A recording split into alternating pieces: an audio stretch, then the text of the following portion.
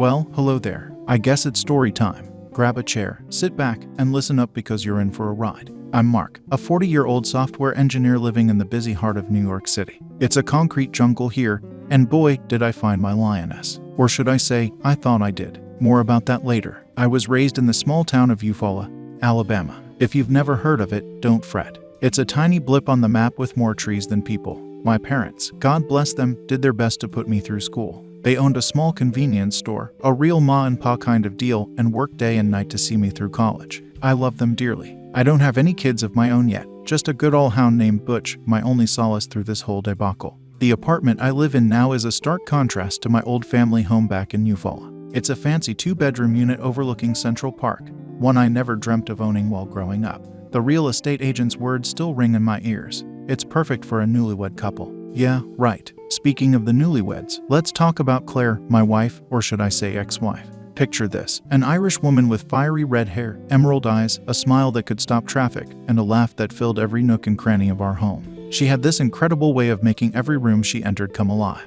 An elementary school teacher by profession, she had a heart as big as the sky and a spirit that could charm anyone. Or so I thought. The guy Claire cheated on me with was none other than the blonde hunk next door, Brad. If life were a movie, he'd be the character you'd love to hate. A 6'2" fitness instructor with biceps that looked like they were sculpted by Michelangelo himself.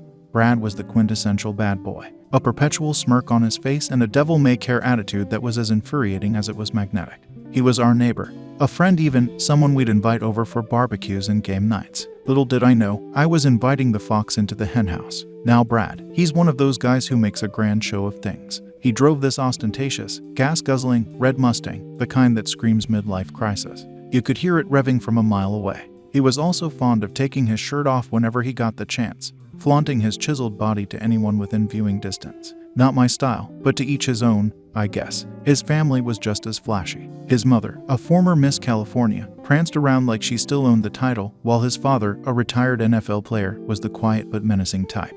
They were well known in our apartment complex, living in the penthouse, no less. Brad was a chip off the old block, a golden boy in his parents' eyes, and a thorn in mine. I wish I'd known then what I know now. But hindsight's 20/20, right? Anyway, that's the setup. You got a good look at the characters. Now, get ready for the plot twist. Right, so, where were we?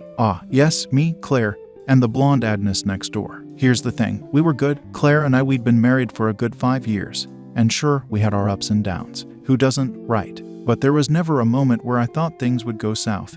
And by south, I mean way down south. Claire and I, we were high school sweethearts. We met at a county fair when we were just 16. I won her a stuffed teddy at one of those rigged carnival games.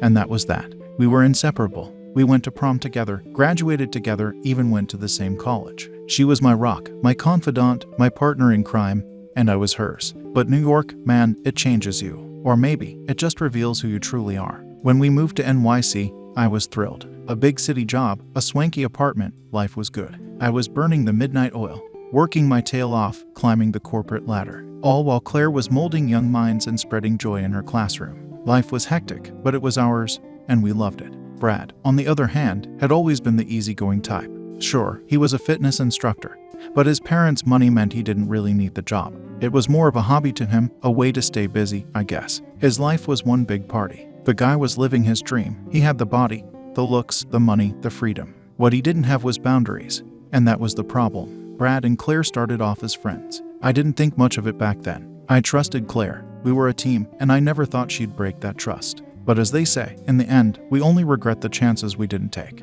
Our friendships with Brad was casual at first. We'd all hang out at his place, play poker, watch the game, share a few laughs. You know, normal neighborly stuff. Then things started changing. It was subtle, almost unnoticeable at first. Claire started spending more time with Brad. It was all innocent, grabbing coffee after work, heading to the gym together. But as time passed, their friendship took a deeper turn. I could sense something was off, but I chose to ignore it, thinking my mind was playing tricks on me. Damn, was I wrong. As months rolled by, I started to see less of Claire. She was always out with Brad. They were attending concerts, parties, fitness events, you name it. I tried to join them once or twice, but it felt like I was the third wheel. It was like they were in their own little world, and I was an outsider. Their late-night gym sessions became a regular occurrence. Claire would come home late, always with a cheeky smile on her face and a twinkle in her eye. It was like she was in love again. But it wasn't with me, and that hurt more than I'd like to admit. The woman I loved, the woman I married, was slowly slipping away from me, and there was nothing I could do about it. The day Claire's infidelity was exposed, I swear, the sky was weeping for me. It was a rainy Wednesday afternoon, and I was supposed to be at work. But I had this gut feeling, like the pit of my stomach was warning me, telling me that I needed to go home. So I did. When I walked through the front door, what I found was an image that still haunts my dreams. There she was, my Claire, in the arms of another man. Not just any man, but Brad. They were there, right in our living room, entwined in a passionate kiss. The sight was like a dagger through my heart. I couldn't breathe. I felt as if the ground beneath me had vanished. I remember standing there, frozen, my mind racing but refusing to accept what my eyes were seeing. Claire and Brad, they were shocked, but not remorseful. It was as if they had been expecting this day to come. Their surprise soon turned into a twisted kind of satisfaction.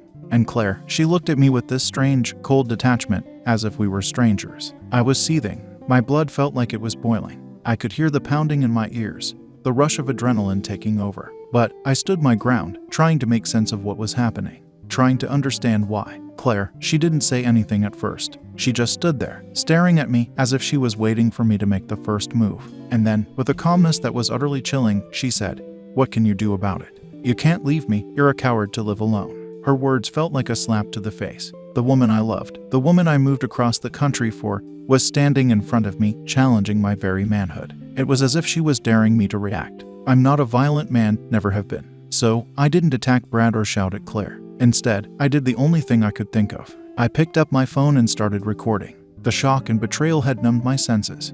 But my mind was still working, and it was telling me to gather evidence. Evidence that would serve me in the storm that was about to come. The video captured everything.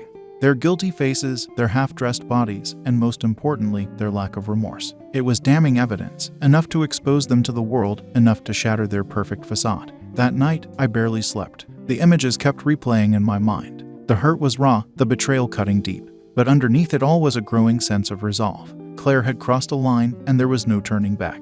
I was not going to let her get away with this. I had my plan, and I was ready to set it in motion. What transpired next was a whirlwind. I moved out of the apartment, moved into a cheap motel. It was a far cry from my fancy apartment, but it served its purpose. I was away from Claire, away from Brad, and most importantly, I was away from the memories that were poisoning my mind. My days were spent working, my nights planning my next move. I had the video, the evidence, but I needed something more. Something that would hit Claire where it hurt the most. Something that would shatter her perfect world. And that's when it hit me, the perfect plan. During the course of our marriage, Claire and I had built up a good nest egg. We both contributed to our joint savings account, and over time, it had grown into a sizable sum. Claire, she loved her luxuries, her designer clothes, her high-end makeup, her expensive gym membership. They all came from our savings. And that was my weapon. A few days after the shocking discovery, I noticed some unusual activity in our joint account. Claire had been making multiple withdrawals, large amounts, almost as if she was stockpiling cash. The amounts were so large they could even be considered theft. And that's when my plan started to take shape. One evening, I finally mustered up the courage to confront Claire, but not in person. I wasn't ready for that. Not yet. So, I called her up and laid it all out. The cheating, the betrayal, the withdrawals. I accused her of stealing from me. And much to my surprise, she didn't deny it. In fact, she laughed. Claire laughed and said, "Well, I had to finance my little escapades somehow." Her words were like poison. She wasn't even trying to defend herself. She was admitting to the theft, admitting to the betrayal. After the call, I sat in my cheap motel room, the adrenaline slowly ebbing away. I felt a strange sense of relief. I knew what I had to do now. I had all the proof I needed. Claire's confession, the bank records, the video, they were all pieces of a puzzle that was slowly falling into place. Days turned into weeks, and my resolve only strengthened. The hurt was still there, the betrayal still raw. But now I had something to focus on. I had my plan, and I was hell-bent on executing it. That's when I decided to involve the law. I went to the local police station, shared everything with them. I showed them the video, the bank records, the text messages. I poured out my story, every sordid detail of it. The officers were shocked, but they promised to help. Days later, Claire was arrested. The charge, grand larceny. The proof was all there. The withdrawals, her confession, everything. The news of her arrest spread like wildfire. And soon, everyone knew about her illicit affair and the fallout that followed. Claire, the once beloved elementary school teacher, the charming wife, was now a disgraced criminal. Her world, the world she had built on lies and betrayal, was crumbling around her. And I, the man she cheated on, the man she called a coward, was the one who had brought it down. Once the dust had settled, I found myself in a weird place. I was a free man, unburdened by Claire's betrayal, but I was also a lonely man, devoid of companionship. I knew I needed to move on, needed to let go of the hurt and bitterness. And so, I did the only thing I knew how. I signed up for Tinder. Now, I know what you're thinking. Tinder, really? But hear me out. After what I had been through, I didn't have it in me to go out and meet people the old-fashioned way. Tinder seemed like the perfect solution. It was a way to meet new people without having to leave the comfort of my motel room.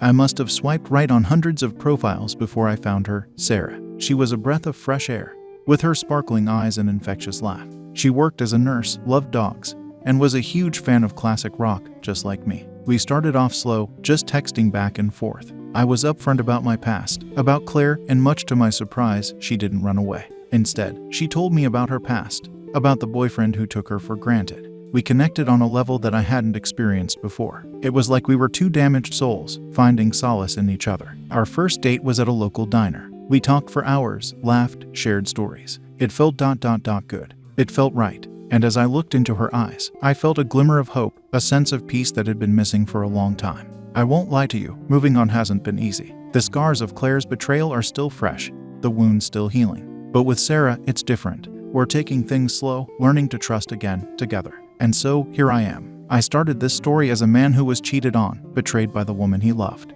But now, I'm a different man. I'm a man who stood up for himself, who refused to be taken for a ride. I'm a man who found the strength to move on, to find love again. Life has a funny way of working out, doesn't it? One moment, you're on top of the world. The next, you're in the depths of despair. But as long as you keep going, keep fighting, you will find your way back. And who knows, you might even find someone worth fighting for, just like I did. And that's my story. It's not a happy tale, but it's mine. It's a tale of love, betrayal, and ultimately, redemption. It's a tale that I hope can help others who might be going through the same thing. Because in the end, we all deserve happiness, we all deserve love, and we shouldn't let anyone take that away from us.